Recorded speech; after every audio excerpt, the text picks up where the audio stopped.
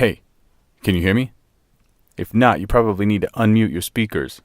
If you can hear me, you can thank over 100 years worth of technological evolution in film sound. The first thing we're going to do is go over a brief history of sound and sound effects in film. Then, we'll talk about what Foley actually is. The first moving pictures had no sound. Live music was added to early films to cover up the sound of the projector, the audience, the street outside, etc. Many of these films used music to enhance movement.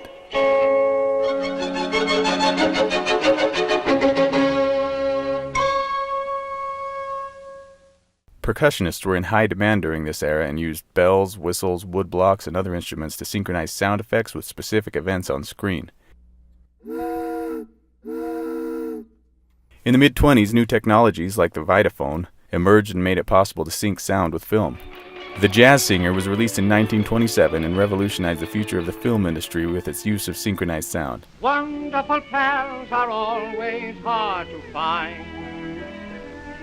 This film sent studios scrambling to embrace new technologies to release films with synchronized sound, and by 1929 all of the major studios had released at least one talking movie.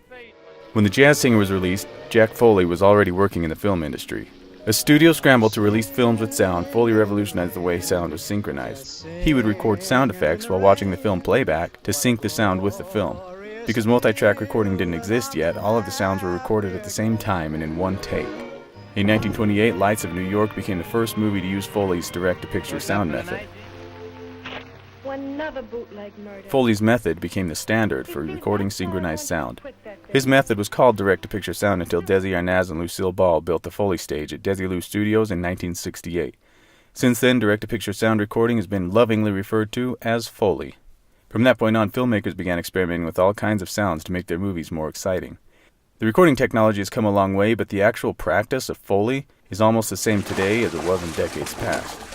So what is Foley? During production, dialogue is really the only audio the sound mixer focuses on. Almost every sound that isn't dialogue is recorded in post. In fact, dialogue is sometimes replaced in post using automated dialogue replacement, or ADR. All these added sounds really bring the audience in and enhance the story. The first two sound effects Foley artists usually think about are ambience and footsteps, because they're the most obvious. Ambience is the psychological cue for a space and is usually recorded on location, so it's as authentic as possible. Sometimes, ambience is recorded from a different location to change the feel of the scene. Footsteps, cloth, props, and other sound effects are recorded on a Foley stage for specific effects in the film. Pre-recorded sounds are sometimes pulled from sound libraries when appropriate.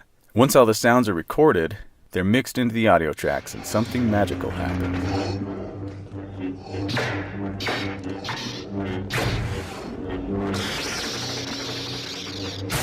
All elements of the filmmaking process are important, and Foley should not be overlooked.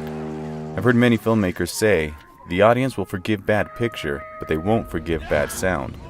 After you spend all that time recording amazing sounds, the real trick is to make it go unnoticed. A wise person once said, "It's long been said that you do a great job in sound when no one notices it." So next time you watch a movie, pay close attention to the sound. You'll be amazed at what you hear.